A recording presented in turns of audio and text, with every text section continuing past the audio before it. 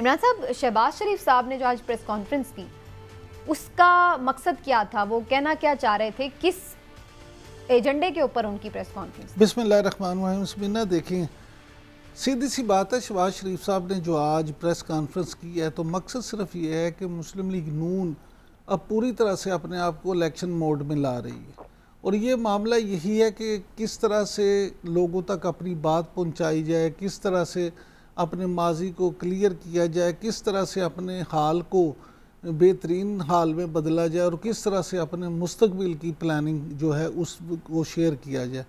और कोई ख़ास वजह इसके अलावा नज़र नहीं आती आज की उनकी जो प्रेस कॉन्फ्रेंस थी। जहाँ तक बात है मियाँ नवाज शरीफ साहब की वापसी का, तो मियाँ शहबाज शरीफ ने कहा कि ये बातें बार बार जो हैं वो अब नहीं होनी चाहिए, ये तय है कि वो 21 को आ जाएंगे। तो जो उन्होंने ये बात की कि डॉक्टर जो हैं उनसे पूछा जाएगा, तो देखिए दिल का आर्जा तो मियाँ साहब को है, प्रॉब्लम तो है, लेकिन अब ये इतनी प्रॉब्लम है क्या कि जिस वक्त पाकिस्तान उन्होंने आना है, तो मेरा ख्याल है थोड़ा सा शायद मार्जिन रखा गया इस रिपोर्ट के ज़रिए भी कि अगर किसी वजह से प्रोग्राम कोई रद्दोबदल होती है, हाँ जी, तो फिर उसमें ये मार्जिन कम से कम हो कि वो कह सकें कि इस वजह से प्लान कैंसिल किया गया। क्योंकि मुझे ज़ाती तौर पे ऐसा लगता है, मैं फिर ये आप आज अपनी बात दोहराऊंगा कि जब तक मियाँ नवाज शरीफ साहब को ये कन्फर्म ना हो गया कि इलेक्शन हो रहे हैं, मुझे नहीं लगता कि उस वक्त तक वो वापस आएँ। अगरचे आज उन्होंने लंदन में ख़ुद सहाफ़ियों से भी अलविदाई मुलाकात की है, और उन्होंने ये भी कहा कि लंदन ऑफिस में आज उनका आखिरी दिन था। तो बज़ाहिर तो हालात ये बताते हैं कि मियाँ नवाज शरीफ अब वतन वापस आने के लिए बिल्कुल तैयार हैं, लेकिन सियासत में क्योंकि कोई भी चीज़ खत्म नहीं होती, इसलिए गुंजाइश रखी।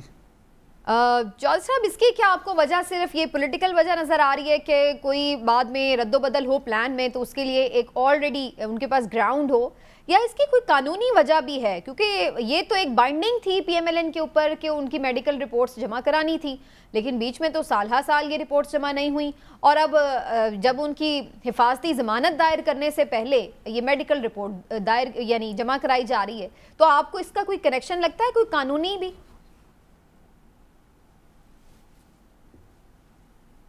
देखिए, 16 नवंबर 2019 को मियाँ नवाज शरीफ साहब जो हैं वो अपनी हाथ से लिखी हुई अंडरटेकिंग दे के गए थे कि 4 हफ्तों के लिए वो बाहर जाना चाह रहे हैं उनको, और वो उस वक़्त मुजरम डिक्लेयर थे, उनको सज़ा याफ्ता मुजरम थे, कॉन्विक्ट थे, एक्यूज़ नहीं थे। जो मेन इसमें आप ज़रा जहन में रखिएगा कि अगर मुल्ज़म हो यानी किसी पे इल्ज़ाम हो तो उसके मामलात और तरह से होते हैं, लेकिन अगर कोई मुजरिम हो जो कि साबित हो जाए कि जिन्होंने उनको सज़ा भी हो गई हो, तो उनके मामलात और होते हैं। और उसी जो अंडरटेकिंग थी उसको शहबाज शरीफ साहब ने भी अंडरटेकिंग दी, और मेडिकल रिपोर्ट्स जो जमा कराने का जो ड्यूटी थी या जो उसमें अंडरटेकिंग में जो ज़िम्मेदारी थी वो मैं शहबाज शरीफ साहब ने ली कि वो अपनी मेडिकल रिपोर्ट्स देंगे। जहाँ तक तो मेडिकल रिपोर्ट का ताल्लुक है, तो ये ज़ाहिर है आप सियासी लोग हैं, सियासी मामलात होते हैं तो वो सियासी अंदाज से करते हैं, और ये रिपोर्ट जमा कराने का मकसद जो है मियाँ साहब की जो हेल्थ कंडीशन है उसको इस तरह से प्रेजेंट करना है ताकि बाद में उनकी हिफाजती ज़मानत जो है वो मेडिकल बुनियादों के ऊपर ली जा सके, और इस तरह से उसका ये इब्तदाई शाखसाना है लीगल टीम ने जो कहा है। क्योंकि कानूनी तौर पे तो समीना मियाँ साहब जो हैं वो बाउंड हैं कि वो जेल में जाएं, आते ही वो सरेंडर करें जेल हुकाम के पास, क्योंकि मियाँ नवाज शरीफ साहब जब बाहर गए थे तो जेल हुकाम जेल में थे, तो जेल से वो डायरेक्ट जो हैं उनको 1 टाइम परमिशन मिली और वो बाहर चले गए। तो जब आप जेल के अंदर थे तो वापसी पे कानूनी तौर पे वो ये बाउंड है कि आप जो हैं, ये बाइंडिंग है मियाँ नवाज शरीफ के ऊपर कि वो जाके जेल में सरेंडर करें उन्हीं अथॉरिटीज़ के पास जहाँ से वो बाहर गए थे। नहीं तो चौधरी साहब, जेल में तो वो सरेंडर करेंगे, लेकिन इस दौरान अगर अदालत उन्हें प्रोटेक्टेड बेल दे देती है और उसके बाद जब वो बेल ख़त्म हो तो वो जाके सरेंडर कर दें, तो फिर तो कानूनी तौर पे वो जो उन्हें रिलीफ मिलेगा उसी पे करेंगे। वो ज़बरदस्ती बगैर किसी प्रोटेक्टेड बेल के तो बाहर नहीं रह सकते। जी, वो यही तो कह रहे हैं कि उसी का बंदोबस्त है। खान साहब, बात यह है कि मियां नवाज शरीफ साहब को और उनके ख़ानदान को जो रिलीफ इन अदालतों से मिला है उसकी भी मिसाल कभी नहीं मिलती। यानी उनको वो रिलीफ मिले हैं इन अदालतों से कि आप कानूनी तौर पे जो है आप दांतों के तले उंगली दबा लें कि ये कैसे हो गया, लेकिन वो लेते हैं। वो मुजरिम थे, एक एफिडेविट लिख के 50 रुपये का, वो बाहर चले गए और 4 साल बाद वापस आ रहे हैं। अभी आ रहे हैं नहीं आ रहे इसका पता पक्का नहीं है, जब तक लैंड नहीं कर जाते तब तक। गुजारिश ये है कि अगर आपकी बात को दुरुस्त भी मान लूँ कि जो रिलीफ उन्हें मिले हैं वो किसी को नहीं मिले, तो उन्हें तो मिले हैं, वो कसूरवार है। तो क्या वो कसूरवार नहीं है जिन्होंने दिए हैं? देने वाले भी तो उतने ही कसूरवार है ना जिन्होंने रिलीफ दिए हैं। सर मैं किसी का मैं कसूर तो जो है दोनों का या किसी का नहीं गर्दान रहा। मैं तो आपको एक हकीकत बयान कर रहा हूँ, एक मैं फैक्ट बयान कर रहा हूँ कि इस मुल्क में मुजरमों को एफिडेविट पे बाहर जाने की भी इजाज़त हो जाती है और गरीब लोगों को जो कि जेलों के अंदर सड़े हैं, छोटी साइकिल चोरी के मुकदमे में या रोटी चोरी के मुकदमे में उनकी मुलाकात भी नहीं होने दी जाती। तो इस मुल्क में जो कानून है वो सिर्फ अमीरों के लिए है और अमीर तरीन लोगों के लिए है। गरीब लोगों के लिए तो वही जो है मुश्किलात हैं जो कि पहले भी वो देखते हैं।